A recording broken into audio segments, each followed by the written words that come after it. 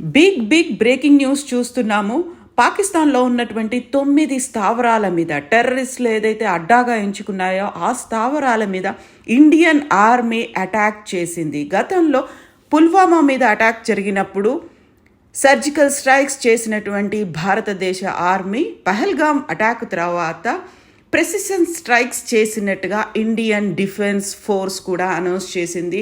Ministry of defence దగ్గర నుంచి ఒక అఫీషియల్గా స్టేట్మెంట్ కూడా వచ్చింది. అర్ధరాత్రి 1:34 సమయంలో ఈ ఇన్సిడెంట్ జరిగినట్టుగా మినిస్ట్రీ ఆఫ్ డిఫెన్స్ అనౌన్స్ చేసింది. పాకిస్తాన్లో ఉన్నటువంటి 9 టెర్రరిస్టు స్థావరాల్లో ఈ అటాక్ జరిగినట్టుగా, అందులో దాదాపుగా 90 మంది టెర్రరిస్టులు చనిపోయినట్టుగా సమాచారం అందుతోంది.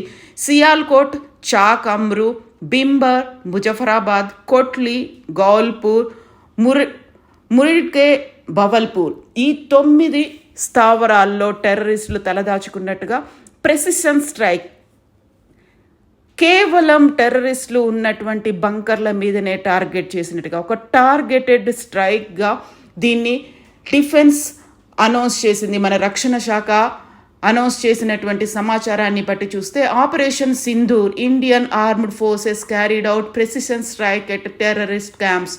నివాసిత ప్రాంతాల మీద, అక్కడున్నటువంటి స్థానికుల మీద కాకుండా ఎక్కడైతే ఈ 9 ప్రాంతాల్లో ఉన్నటువంటి స్థావరాలు ఉన్నాయో వాటి మీద మాత్రమే అటాక్ చేసినట్టుగా అనౌన్స్ చేసింది. ఒక అఫీషియల్ ప్రెస్ మీట్ అయితే వచ్చింది. దేశమంతా దీన్ని సెలబ్రేట్ చేసుకుంటుంది. దీనికి ఆపరేషన్ సింధూర్ అని నామకరణం చేశారు. ఇండియన్ ఆర్మీకి సంబంధించి పూర్తి స్వేచ్ఛ ఇస్తున్నట్టుగా క్యాబినెట్ కూడా ఒక డెసిషన్ తీసుకుంది. ఆ తర్వాత ఎప్పుడైనా ఏ క్షణమైనా ఏమైనా జరగవచ్చు అనేది ఒక దేశవ్యాప్తంగా అలర్ట్ను కూడా ఇచ్చారు. ఈరోజు దేశవ్యాప్త మాక్ డ్రిల్ అనేది 250 జిల్లాల్లో జరుగుతోంది. దానికి సంబంధించి ఏర్పాట్లు కూడా పూర్తయ్యాయి.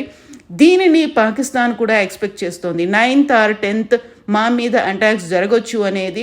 ఇక ఈ అటాక్కి సంబంధించి చేసినటువంటి ప్రెసిషన్ స్ట్రైక్కి సంబంధించి అమెరికా అధ్యక్షుడు కూడా హర్షం వ్యక్తం చేశారు. ఇట్స్ షేమ్ అనేది ఒక సిగ్గుపడాల్సినటువంటి విషయం.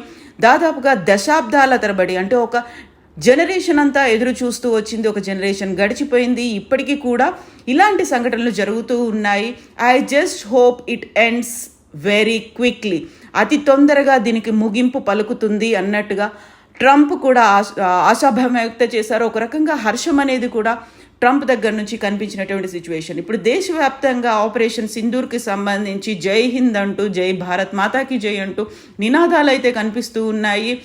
ఓవరాల్గా అయితే ఎప్పుడెప్పుడు జరుగుతుందా అని ఎదురు చూసినటువంటి ఆపరేషన్ సింధూర్కి 10 నిమిషాల ముందు భారత సైన్యం కూడా ఒక వీడియోని రిలీజ్ చేసింది. ఆర్మ్డ్ ఫోర్సెస్కి సంబంధించి రిలీజ్ చేసినటువంటి ఈ వీడియోలో సమాయత్తమవుతున్నట్టుగా ఉంది తప్ప ఎక్కడ ఎప్పుడు మేము అటాక్ చేస్తాము అనేది లేదు. అందులోనూ ఏడీజీ ఇండియన్ ఆర్మీకి సంబంధించి జస్టిస్ ఈజ్ సర్వ్డ్, జై హింద్ అనేటువంటి ఒక ట్వీట్ని ట్విట్టర్ వేదికగా చేశారు. అది 1:51 ఈ ట్వీట్ని ఇండియన్ ఆర్మీ దగ్గర నుంచి అఫీషియల్గా వచ్చింది. దీంతో అర్ధరాత్రే ఒక ప్రెసిషన్ స్ట్రైక్ అనేది జరిగినట్టుగా మనం అర్థం చేసుకోవచ్చు. దీంతో పాటుగా మనకి మినిస్ట్రీ ఆఫ్ డిఫెన్స్ రిలీజ్ చేసినటువంటి ఒక ప్రెస్ రిలీజ్ అనేది 1:44 రిలీజ్ చేశారు. అంటే ఇది మోస్ట్లీ 1:30 గంటలకి అయినట్టుగా, అంటే భారతదేశ కాలమాన ప్రకారం 7th May ఎర్లీ అవర్ 1:30 సమయంలో జరిగినట్టుగా అర్థమవుతోంది. మొత్తానికైతే దేశమంతా సెలబ్రేట్ చేసుకుంది. పహల్గామ్ మీద అటాక్ జరిగిన తర్వాత 28 మంది మరణం తర్వాత ప్రతి ఒక్కరూ రిటాలియేట్ చేయాలి. దాని మీద పాకిస్తాన్లో ఉన్నటువంటి శత్రు శిబిరాలు ఏవైతే ఉన్నాయో, టెర్రరిస్టు మూకలు అడ్డాలు ఉన్నాయో వాటిని టార్గెట్ చేయాలి అనేది భారతదేశానికి అంతర్జాతీయ స్థాయిలో కూడా మద్దతు వచ్చింది. ఆ తర్వాత జరిగినటువంటి పరిణామాలు కూడా కనిపించాయి. ఎక్కడికక్కడ సెలబ్రేషన్స్ అనేవి అయితే ఇప్పుడు కనిపిస్తూ ఉన్నాయి. అయితే పహల్గామ్ అటాక్ తర్వాత మాత్రం దీనికి సంబంధించి తీసుకోవాల్సినటువంటి చర్యల మీద క్యాబినెట్ కూడా వివిధ దఫాలుగా మీటింగులు పెట్టింది, భేటీలు అయ్యాయి, అఖిలపక్ష భేటీ కూడా అయింది. పర్టికులర్గా హిందువులకి సంబంధించి హిందువుల మీద జరిగినటువంటి అటాక్కి మత కోణం అనేది కూడా కనిపించింది. ఆ నేపథ్యంలో భారతదేశంలో ఉన్నటువంటి హిందువులు కూడా ముస్లింలు అందరూ కలిసి ఈ సంఘటనని ఖండించారు. పాకిస్తాన్ మీకు బుద్ధి చెప్పాల్సినటువంటి అవసరం ఉంది అని. కరెక్ట్గా ఈ సమయంలోనే చూడాలి, ఒక పాకిస్తాన్లో ఎమర్జెన్సీని విధించారు. స్టేట్ ఆఫ్ ఎమర్జెన్సీ ఉంది, దేశవ్యాప్తంగా అత్యవసర పరిస్థితి అనేది ఉంది. దాన్ని అనౌన్స్ చేశారు ఈ అటాక్స్ తర్వాత. సో అక్కడ సైన్యం కూడా అప్రమత్తంగా ఉంది. ఆ తర్వాత బోర్డర్లో సెక్యూరిటీని ఇరు దేశాల వాళ్ళు పెంచారు. బోర్డర్లో ఉన్నటువంటి పాకిస్తాన్ సైన్యం హిందువుల మీద, అక్కడ ఉన్నటువంటి స్థానికుల ఇళ్ల మీద అటాక్స్ చేస్తున్నాయనేటువంటి వార్తలు కూడా వస్తున్నాయి. ఓవరాల్గా అయితే బార్డర్లో హై టెన్షన్ ఉంది, పాకిస్తాన్లో స్టేట్ ఆఫ్ ఎమర్జెన్సీ ఉంది, భారతదేశంలో సంతోషకరమైనటువంటి వాతావరణం. ఆపరేషన్ సింధూర్కి జై చెప్తున్నారు, ఇండియన్ ఆర్మీకి జై చెప్తున్నారు. ఒక సెలబ్రేషన్ మూడ్ అయితే ఉంది. కానీ ఎప్పుడైనా ఏ క్షణమైనా ఏమైనా జరగవచ్చు, యుద్ధం మొదలైంది అనేటువంటి వార్తలు కూడా వినిపిస్తున్నాయి. కాబట్టి అందరూ అప్రమత్తంగా ఉండాలి.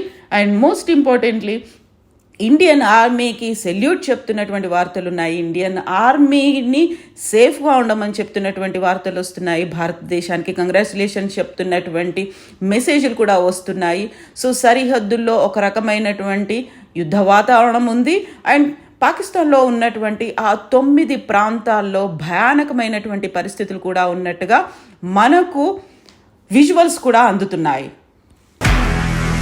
నిజంగా ప్రస్తుతం ఉన్నటువంటి సమాజం దేనికి ప్రయారిటీ ఇస్తుంది? ఆర్థిక సంబంధాల చుట్టూ మాత్రమే తిరుగుతుంది. మళ్ళీ ఎన్నికలంగానే చాలా విరక్తి కలుగుతాం. మంచి అనిపిస్తుంది కదా, లేడీస్ కూడా ఛాలెంజింగ్ జాబ్స్ చేసినప్పుడు చాలా బాగుంటది. ట్రాఫిక్ అసిస్టెంట్స్ గా నియమించిన ట్రాన్స్జెండర్స్ అందరితో సాల్యూట్ చేయించుకుంటున్నారు. ఫుడ్ డెలివరీ ఇవ్వటానికి వెళ్ళినటువంటి డెలివరీ బాయ్ అనిల్ పై కళ్ళ ముందు